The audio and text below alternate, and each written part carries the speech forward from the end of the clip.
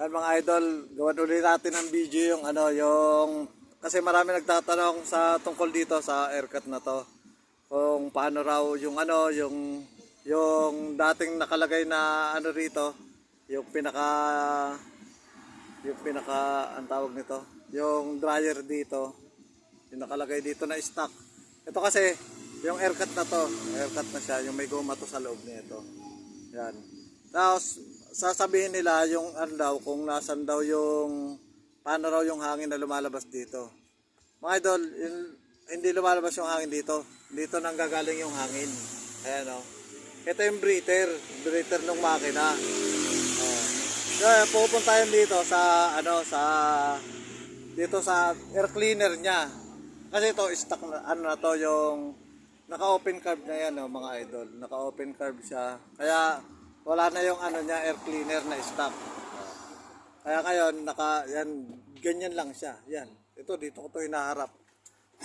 Yan, diyan ko hinaharap yung na yan, yung breather. Breather to ng nitong ito. Nitong makina, yan ang breather niya. Ngayon, pagkagaling siya dito sa tawag nito ng air cleaner, yung nanggagaling dito, vacuum yung papunta rito mga idol. Ayun, lalagyan mo na lang nito para mawala yung vacuum na yon.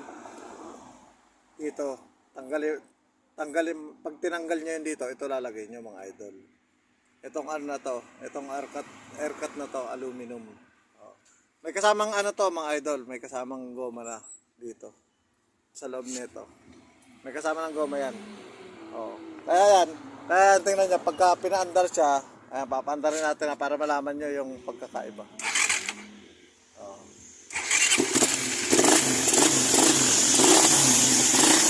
Ayan yung breather niyo. Ayan o.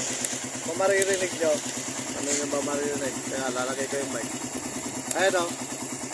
Diyan siya lumalabas yung diyan lumalabas yung hangin.